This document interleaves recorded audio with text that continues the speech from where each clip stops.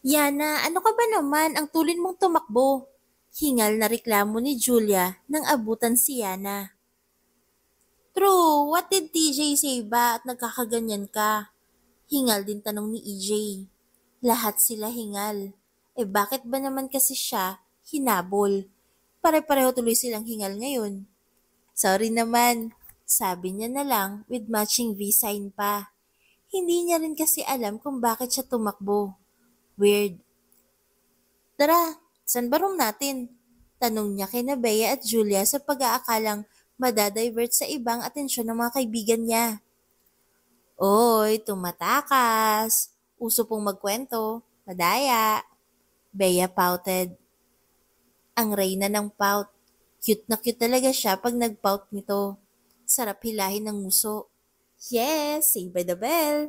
O paano, mamaya na lang no? Nag-bell na po mga kapatid. Nakangiting sabi niya pero pare-parehong pinaningkitan lang siya ng mga mata. Hi, promise later. Wala eh, lulusot pa ba siya?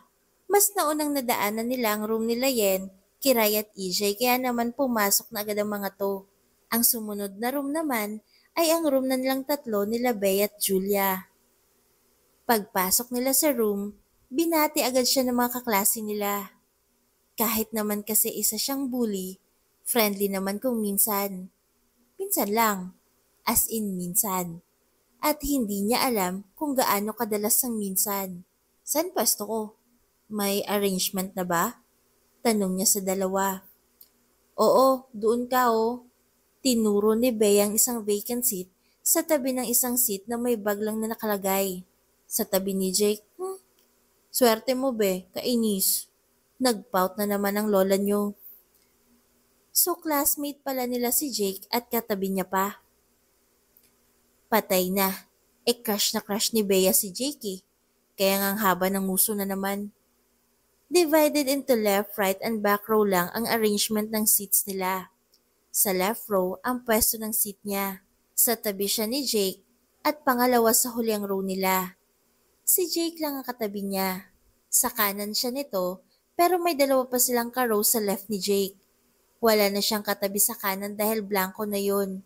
Space para sa teachers for discussion para makapag-ikot.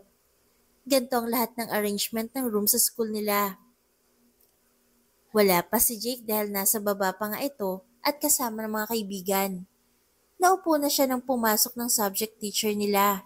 Uy, mamaya ha. Pahabol pa nila Bea at Julia sa kanya bago pumunta ang dalawa sa kanilang mga pwesto. Gara, siya naman ngayon ang nainggit sa pwesto ng dalawa.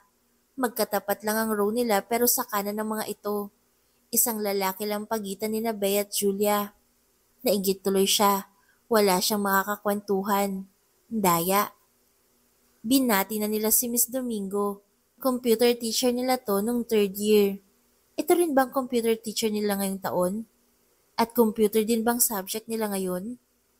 Hindi niya alam dahil wala pa siyang schedule at mamaya pa lang siya kokopya kay Julia. Sadyang tamad na nila lang talaga siya.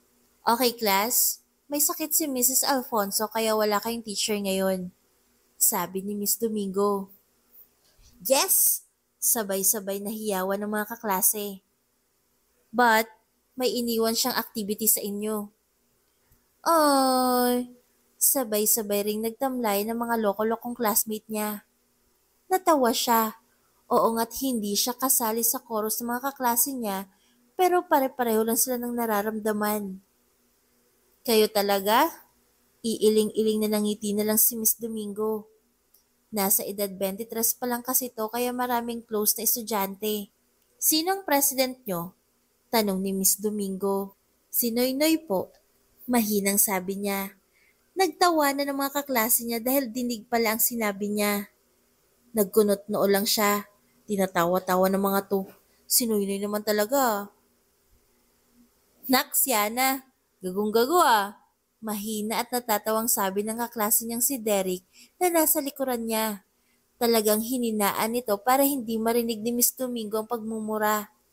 Siyempre, sinong estudyante ba naman ang iparirinig sa guro ang pagmumura, lalo pat Catholic school sila. Hindi naman sa masasamang estudyante sila. Ewan, Pero para kasi sa iba, sa kanila, ekspresyon na lang ang pagmumura. Walang samaan ng loob. Pwera, kung pagalit ang pagkakabigas. Pero kadalasan, biruan lang para sa kanila. It was just that they found it cool. Really. Typical teens. Saglit na nilingon niya si Derek. Lul, mahinang sabi niya rin. Sino naman kasi to para murahin siya kahit pabiro? Close ba sila? Agad na binalik niya na lang sa harap ang tingin. Wow, Yana. Active ka na naman pala. Welcome back. Nakangiting sabi ni Miss Domingo. Hanga na talaga siya sa kasikatan niya. Pati hindi nila teacher, alam na isang linggong absent siya. Bakit ba kasi yung pagka-normal niya, bully sa mata ng madla? Ninitian niya na lang si Miss Domingo dahil tinatamad siyang magsalita. Okay, sino ulit ang class president nyo? Ulit ni Miss Domingo. This time, precise na. Nadala ata sa sagot niya. Wala pa po ma'am, bukas pa lang po kami mag-e-elect. Sagot ng kaklase nilang nasa unahan. Ah, ganun ba? Sige Julia, ikaw muna ang pagbibilinan ko. Halika rito. As expected, maapil kasi sa mga teacher si Julia. Matalino kasi, matangkad, maganda, at ito rin ang class president nila noong third year. May kumakatok. Napatingin silang lahat sa pintuan. All eyes sa mga bagong dating. Sinilang kumatok habang nasa likuran naman ito sila Jake at Diego at TJ. What the? Bakit naman classmates sila? Good afternoon, ma'am. Sorry we're late. Sinil din ang bumati at nanghingi ng paumanhin. Sumunod naman na bumati ang tatlo. Sure, come in. Pinapasok na ni Miss Domingo ang mga to. Pero ilang hakbang pa lang ang nagagawa ng mga to nang muling nagsalita si Miss Domingo. Wait, may transfer kayo? Sino siya? Tukoy ni Miss Domingo kay TJ. Si TJ po ma'am, sagot ni Jake. TJ, ulit ni Miss Domingo. Troy Jefferson po, pakilala ni TJ. Troy Jefferson, ulit na naman ni Miss Domingo. Si ma'am naman, paulit-ulit. Salamat po, sabi ni TJ. Salamat?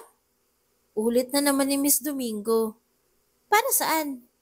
Pero this time, naintriga rin siya. Para saan nga naman ang pasasalamat ni TJ? Out of the blue eh. Para sa Senado raw po. Singit ni Derek. Agad na nagtawa na naman ng pagkalakas-lakas ang mga kaklase niya na ikinalito niya. What? Anong nakakatawa? Tiningnan niya si TJ who was wearing his poker face habang ang lahat naman ng kaklase niya, kung hindi nakatawa, nakangiti naman. Si TJ at silang dalawa lang ni Miss Domingo ang naiba ng reaksyon. Ma'am, apelido niya po yun. Natatawang pagbibigay alam ni Diego. Ah, okay. Agad na napatango naman si Miss Domingo. Pero biglang nagulantang ang lahat nang siya naman ang bumulalas ng tawa. Lahat napakanot noo sa kanya. Bakit ba? Isa natawa siya. Nalate lang siya ng tawa sa mga kaklase niya pero nakakatawa naman kasi talaga para sa kanya. Hindi ang apelido ni TJ kundi ang panluloko ni Derek at ang pagiging clueless niya. Natatawa talaga siya. Sira ulo kasi si Derek para sa Senado raw. Nag-peace sign na lang siya sa lahat kahit na hindi pa rin maalis ang ngiti sa mga labi niya. Kung makatawa. Inis na reklamo ni TJ sa isip niya. Sinamaan niya ng tingin si Yana.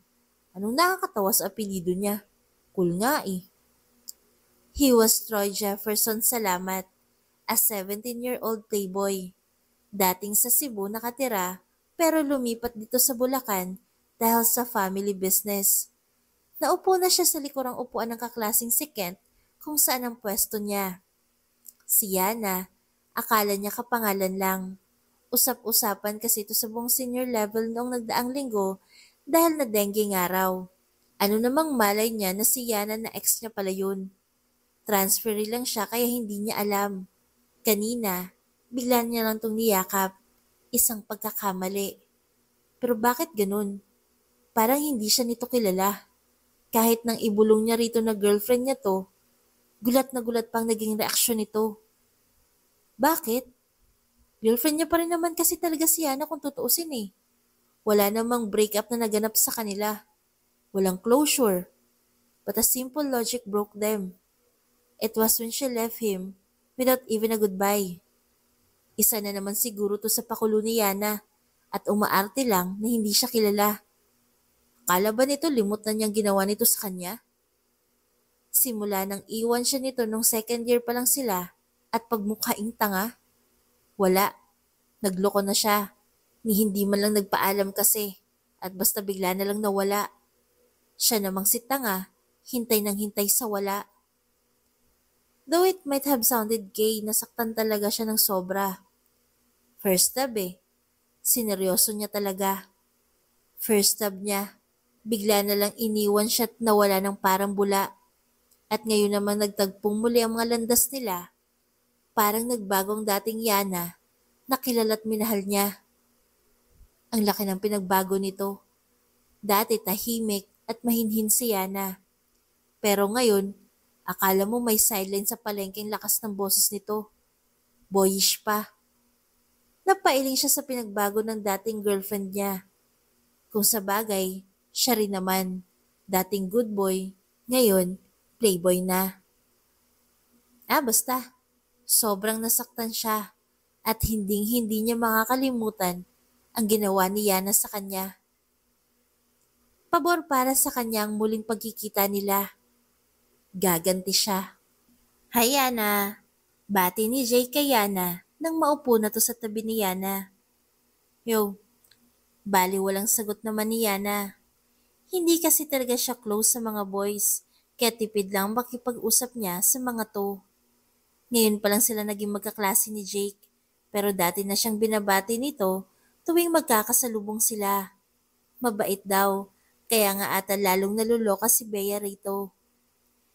Naramdaman niyang nakatingin si Bea sa kanya mula sa katapat na row. Pagbaling niya, tamang ang hinala niya. Nakanguso na naman.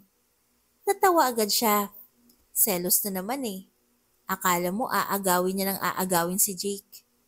Pero agad ding nawalang ngiti niya nang mabaling sa likod ng row nila Bea ang tingin niya.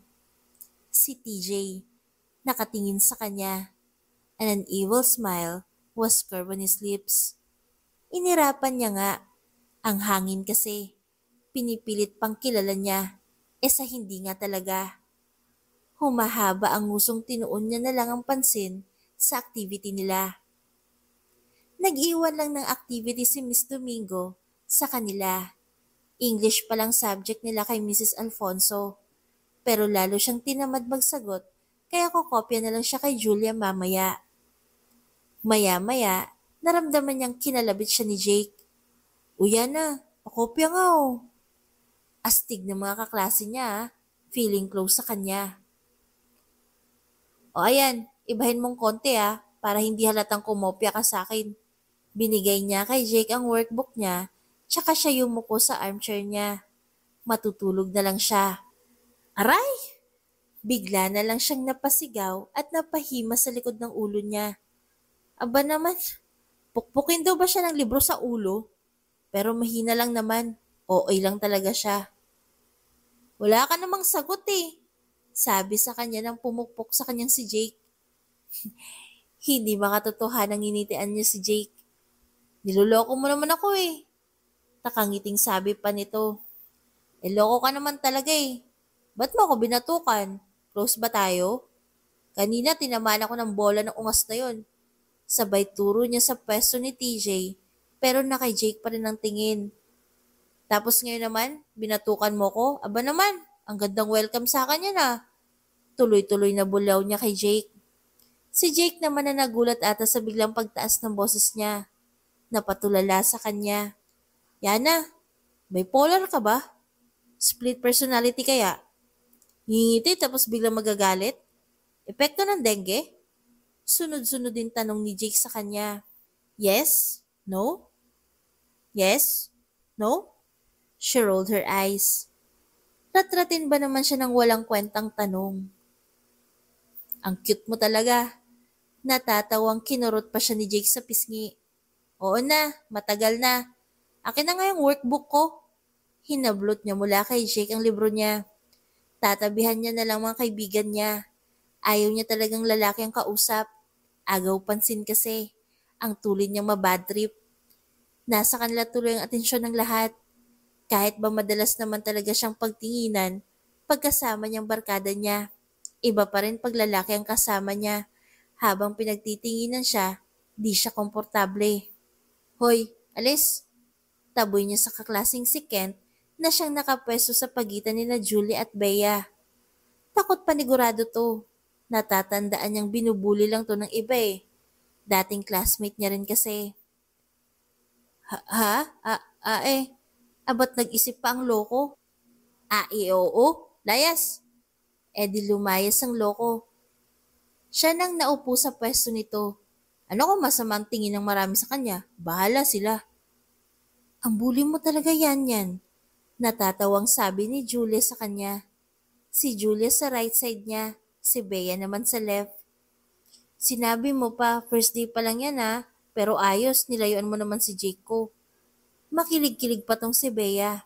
Natawat na pailing na lang siya. Iyon na Jake mo no, biro niya rito. Ikaw ang crush eh. Bea pouted for the ninth time. Oh, kayo lang naman mahal ko eh. Banat niya sa kaibigan. Pampakilig ko na lang.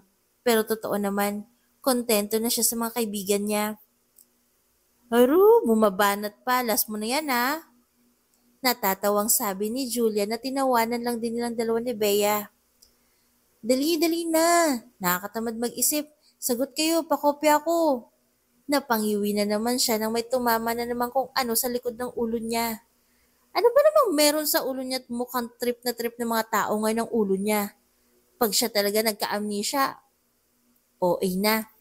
Nanlilisik ang mga matang binalingan niyang bumatok sa kanya. Si TJ. Mo, hinahina eh. Tumahimik ka nga, ang ingay-ingay mo. Naiirtang sabi nito sa kanya. Gulpihin niya kaya to. Kanina lang kumakayakap sa kanya pagkatapos ngayon naman kung tarayan siya. Wala kang pakialam kung ako at wala ka rin pakialam kung maingay ako. Ewan ko sa'yo, pangit. Ginusuan niya to, sabay balik tingin sa harapan. Bisit na bisit talaga siya sa TJ na yun. Bisit. Ang mga kaklase naman nila, inaasahan na niyang sa kanila nakatingin. Huwag niyo nga akong tignan, pag ako natunaw, edi wow. Sinipan niya pang upuan ng nasa harapan niya. Hindi naman kasi pwedeng sipain niya isa-isa ang lahat ng upuan ng mga kaklase niya, di ba? Kaya malas na lang na nasa unahan. Buisit. Ang tamang definasyon sa unang araw niya sa eskwela. May mas mabis